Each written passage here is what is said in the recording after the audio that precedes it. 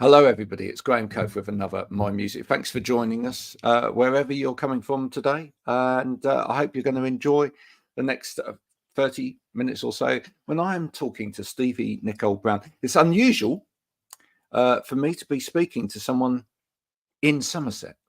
That is quite unusual. I mean, I tend to speak to people in music from all over the world. You get a lot in major sort of cities, London, Manchester, etc. Other side of the world, New York, etc. Somerset. That's what it's all about today. There was a sort of modern myth that the only music that came from Somerset is the Wurzels. We're going to try and put that right after this.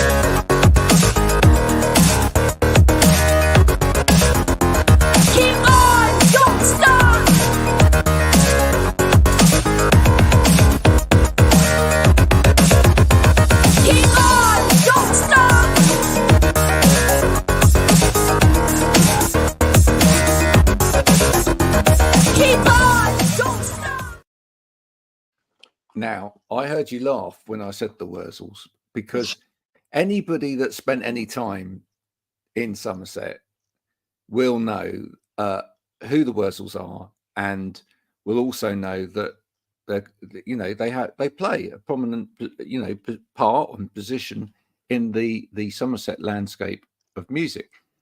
Nothing wrong with the Wurzels at all, and you've got to give it to them. They have been going forever. And they're still going, and they're still out there playing. But it is what you get sometimes when you say, "Yeah, I live in," because I'm not from originally, but I'm from Somerset, and people go, Wurzels. Definitely. Yeah. Have you found a little bit of that as you've been going around? I have, actually, in a sense. I think as well, when you say Somerset, people automatically associate you with like cider and so it's very much that. I mean, I did a few years ago get to support the Wurzels, and my music is completely different, but I didn't know if they thought she's from Somerset, so she probably sounds like them and sings about cider, which I don't. So that was. Did it go well, that gig? Was it a little bit? I think they're quite generous. I think the Wurzels are quite generous with their time, and and I think they've got a full appreciation of other music. So, yeah.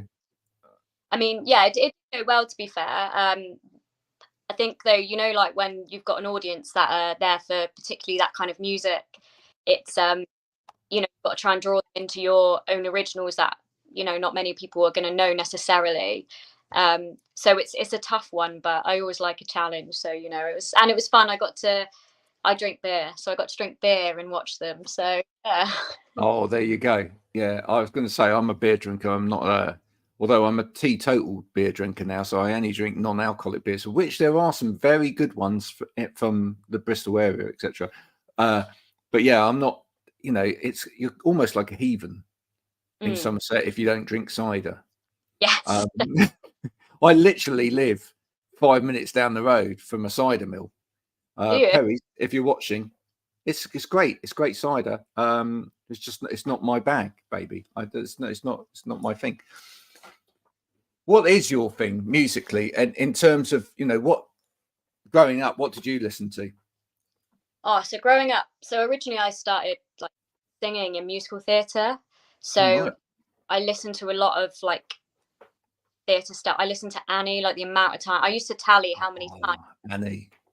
Yeah, the musical. Like I always wanted to play her as like a young child, and I got to eventually, which was amazing. And then that got me into music, but I took the theatrical way first before I took the like solo artist way. Oh, that's brilliant. Where did you go to study? So I actually went. So when I studied in college, I went to SCAT. Yeah. I think it might have changed now, so it shows my age. But it's called Bridgewater and Taunton College or something like that. Yeah, I think it's definitely changed. But I went there for like performing arts, and then kind of discovered myself as a solo artist, and then went to Bristol to BIM. Ah, So yeah, yeah, and that's where I kind of found my sound essentially at that time, and like my vibe, let's say. So yeah, I listened to a mixture because my dad's into music a lot, and he loves. I don't know if you know. Do you know Big Country?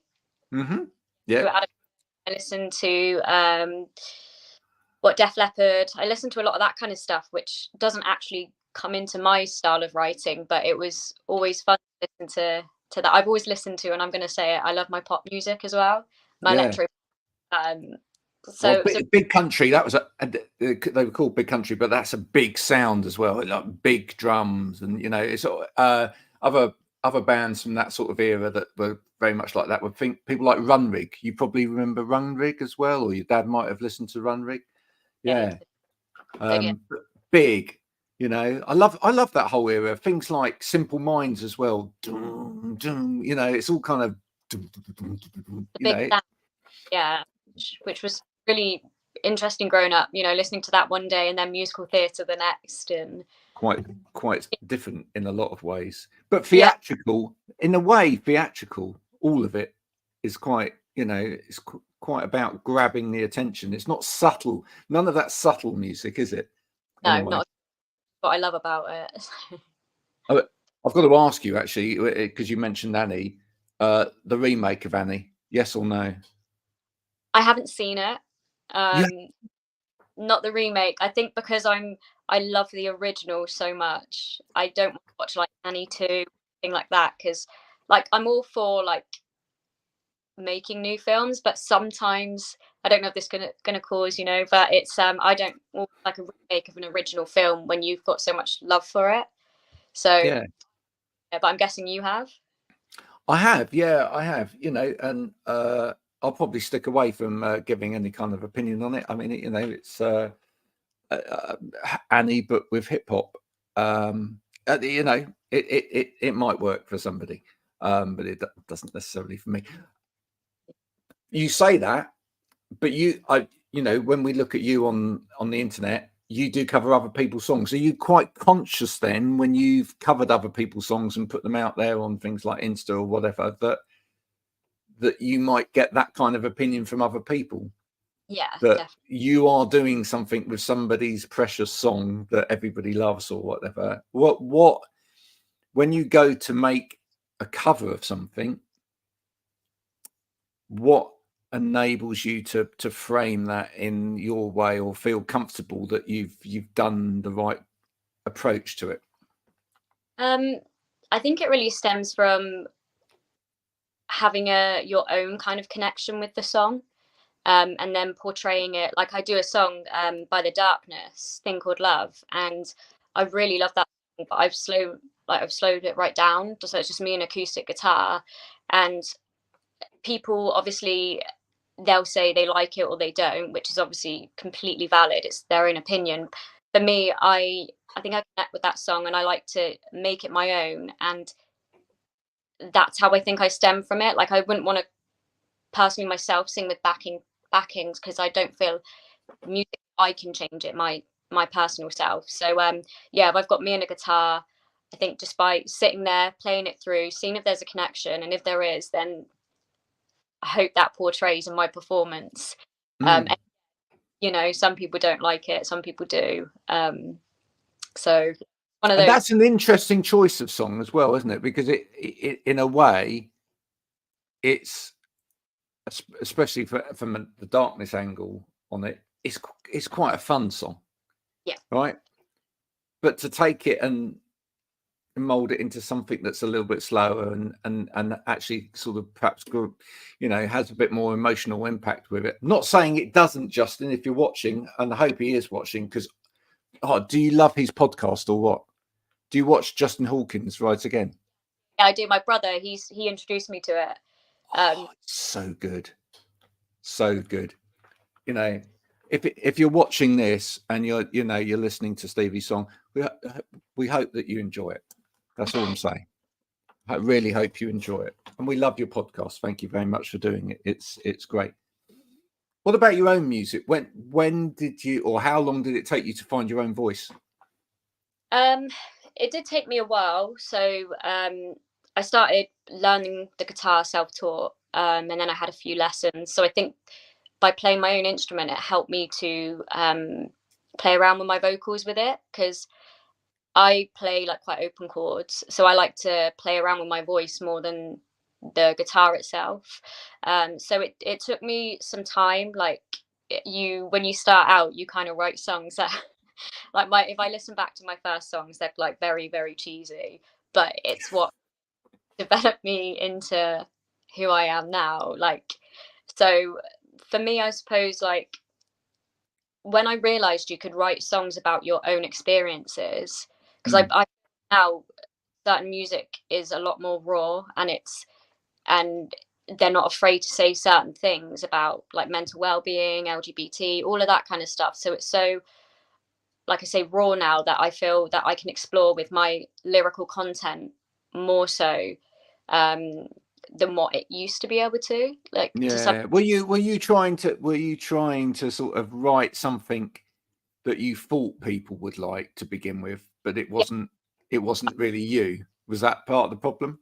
Definitely. I think I was trying to find, when they say you need to find your sound, you need to have one specific genre, which I feel quite hard to fit into, because every day you could be inspired by something different. So I think I was trying to be more commercial than honest.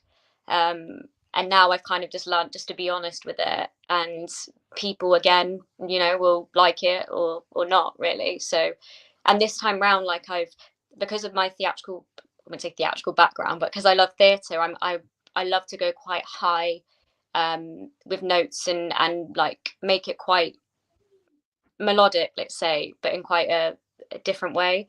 So I can explore my vocals within a song now more so than when I first started. I was trying to just stick to the verse, the chorus, the bridge, and kind of, that kind of vibe. Whereas now I just take it wherever it naturally goes. Do you feel as a young artist there is a kind of overriding pressure to make something that's quite commercial? And actually, do you really ever know what is commercial, or is it just a perception of what is commercial? I think for me it's kind of a perception, because like I hear one song and I think, wow, like I love that. Hear another, so short, and like I say, the choruses and everything, like they're sometimes put in the start as a hook, and it's so vast now. I think that's what's like opened my mindset to think, yeah, let's play around with this, because structure is not always the best way to go, because it keeps you alert. Do you know what I mean? Because sometimes you think, oh, here's another chorus, and then it goes to something else, and I think that's interesting. And I do want to always keep my music as well as honest, but quite interesting for people, so that they're gripped to it. Yeah. I can see emerging at the moment, and maybe this has always been there. Maybe if I thought about it honestly, maybe I think, well, actually, it's probably always been there. But very much at the moment, I feel that there's definitely the emergence of commercial pop artists who are working on sort of collaborations, well-produced pieces of pop which fit into a kind of radio-friendly mold, etc. But alongside that, there are some amazing artists coming through at the moment who are literally bending genres and bending the rules in terms of music, and actually producing stuff that's actually really quite catchy, etc. But you couldn't necessarily define it as one thing, and there's definitely a sense of real personality about it. I think of bands like the Dinner Party. You heard them? Yeah. Oh, go and check it out. Just weird, but really cool. And you just think, oh, that's so good that we're getting that kind of independent personality coming through in songs. And you said even sort of troubling the charts, occasionally you'll get someone that comes along that's much more folky, for example, or much more, rooted in sort of folk pop as opposed to sort of, you know, modern production beat pop and stuff like that. And you think that's great. It's great that that's coming through. Yeah, definitely. Do you kind of feel there's a great opportunity at the moment to actually put something out there which is completely you, and actually there is an audience for it? Yeah, I think there is. Again, it's to a degree, isn't it? Because as you say, the charts they are very much, you know, like it's pop radio friendly and different genres. And I don't know if you find, but a lot now I notice that they're bringing back older songs but putting them into their own versions. But I also like, you know, when like Stranger Things came out and then they brought Kate Bush back and she was in the charts, that just threw it all off, because I think that's such a lovely song. I think it's so good. And I think to bring that back allows more space for newer artists with their own sound. It doesn't necessarily, Kate Bush's song, follow the trend of what's in the charts now necessarily, but it's an amazing song within itself. So I think that's allowed myself and other artists that want to just portray themselves kind of make their way into it. That's an interesting point. I do think that happens from time to time. I do think like something just hits the charts, and maybe it is, you know, bringing back an older song or something that, you know, is just being revisited, but enable, as you say, then enable space for other artists to go, oh, actually that's a bit of me. That's the kind of thing that I like doing. And suddenly it awakens a whole new sort of era of that kind of music where people are experimenting. I mean, as I say, maybe it's always been there, this kind of push and pull between the kind of, I wouldn't say blandness of pop, you know, chart music, but everything else. But to some extent, the blandness of chart music and everything else, you know. Yeah. What are you working on at the moment? So I'm working on releasing my first single as a solo artist this year.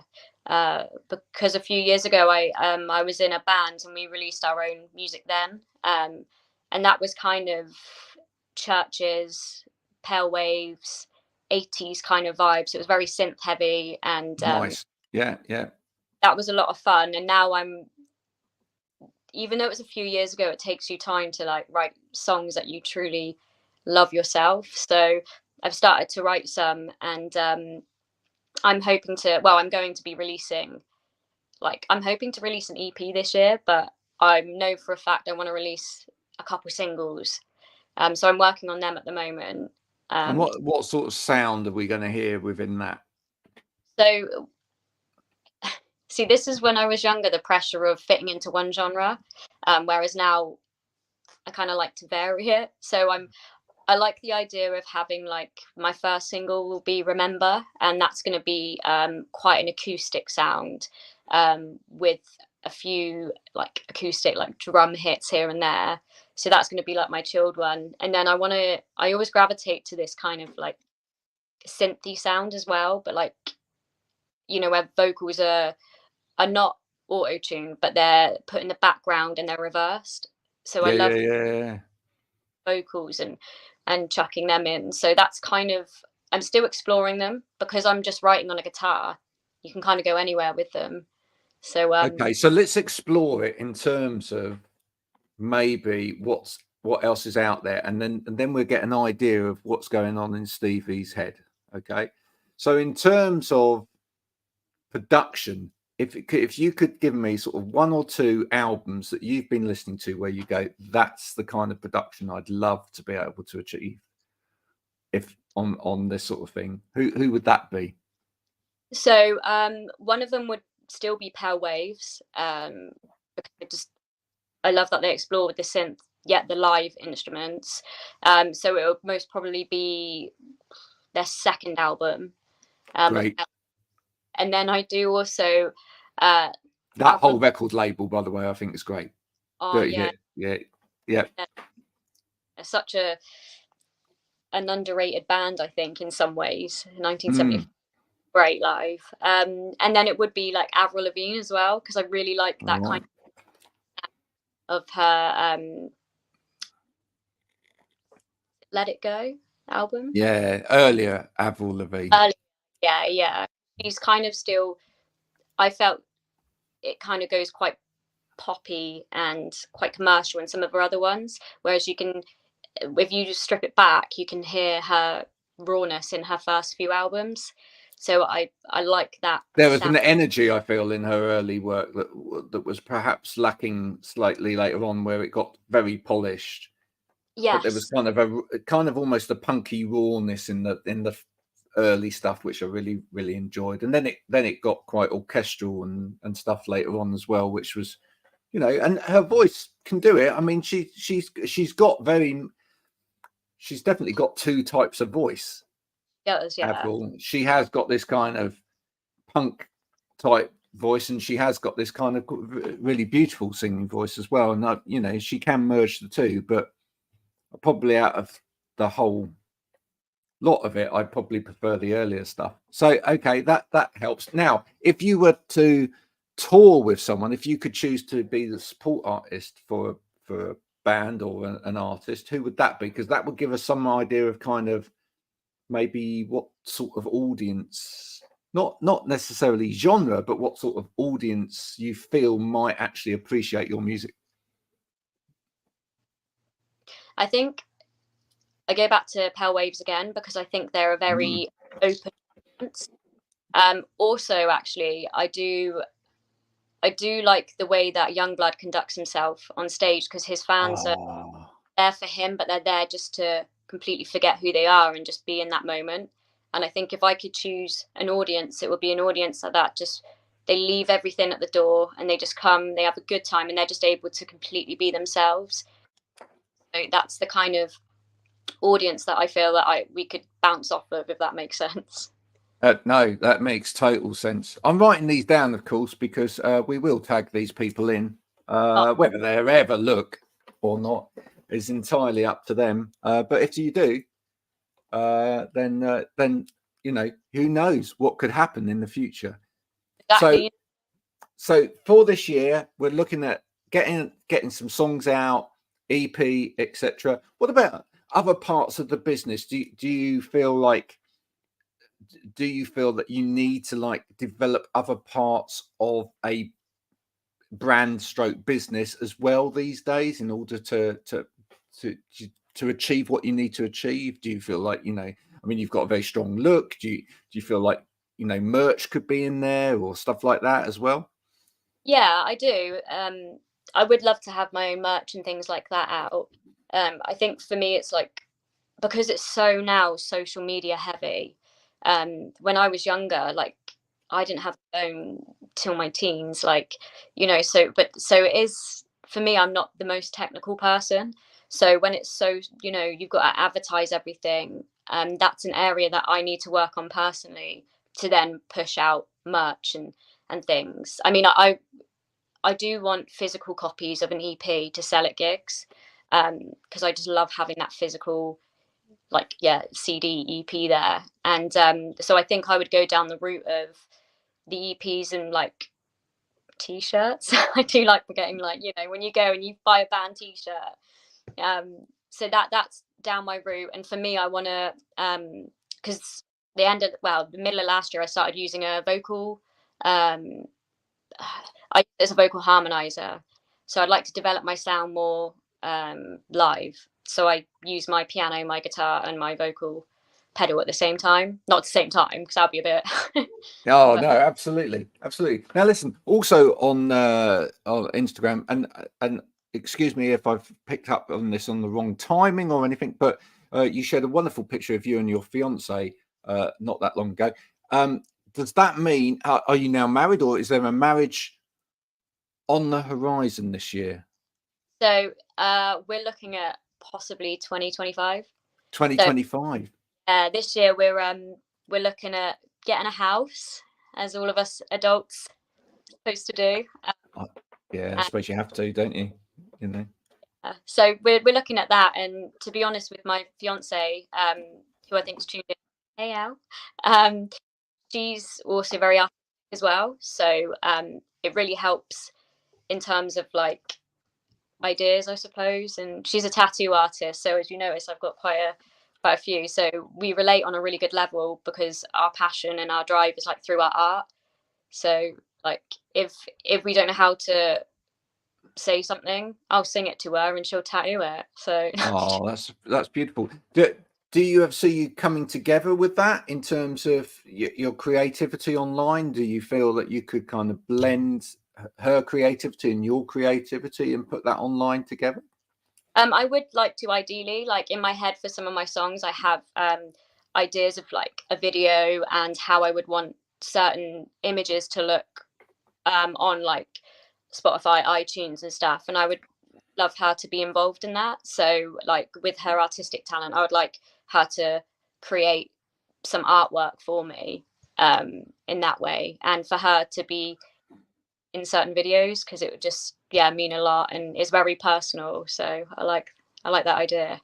Maybe you could start a patron as well, where people, if they put enough into the pot, they get a personalized tattoo as well. That would be lovely. And you could, yes, exactly, you could combine that, and you could have a whole fan base out there with tattoos. Yeah, so Cassiette does that. She takes a tattoo artist around with her. Isn't that And great? there you go. There, you just sold us that now, haven't you? It's I just come up with these things and then they happen. It just, and it's what a wonderful thing that would be. So t-shirt, tattoo, the music, the whole thing. The big thing that you've got, well, you've now got a year or so to think about it, is what music do you have at the wedding? Oh, we're like, I think we go down more the live band route, but then yeah. People have asked, "Oh, are you going to sing?" And I'm like, no way, I don't want to sing on my wedding day. But we haven't really. If anything, we thought about like what colours. Do you have a song for going down the aisle though? Do you have a song for that? I'm putting you on the spot here, but well, one of the songs when I asked her to marry me was Elvis Presley. So that's a potential, but we have like some songs for us that bring back memories of when we first met and that. So it's a real mixture. So we've got a year and a bit, I suppose, to decide that. Oh, have a think about it. Have a think about it. We went down the aisle and came back out to two Moloko songs. We went down the aisle to The Time Is Now. We came back out to Sing It Back. There you go. And we had everybody dancing. In fact, I think we had everybody holding mini baboons as well. I don't know why. Can't remember why we chose that, but I just thought it was fun. Yeah, you want to make it fun, don't you? I mean, I'm all for traditional in some elements, but we just want to make ours so there's no pressure on anyone, and first dances, everybody will be up with us. What was your first dance? Oh, that was dreadful. No, don't ask that. Really don't ask that. Okay, so the disco part of the proceedings afterwards was organized by somebody else in the family, so I didn't have any choice in that. And I think the first song was You Say It Best When You Say Nothing At All, which is Ronan Keating, isn't it? I know that one. Yeah, personally I could have probably, and no offense Ronan, but probably could have thought of better songs for that. Yeah. I think people should totally and utterly have whatever really suits them. I did club DJing for a while, and I actually got asked to do one wedding in Taunton at the racecourse. Okay, which you would know very well. And I didn't believe this is a story I haven't told before. I didn't believe this couple. They said to me, "Can you come along and can you bring your decks and can you bring music of a particular sort?"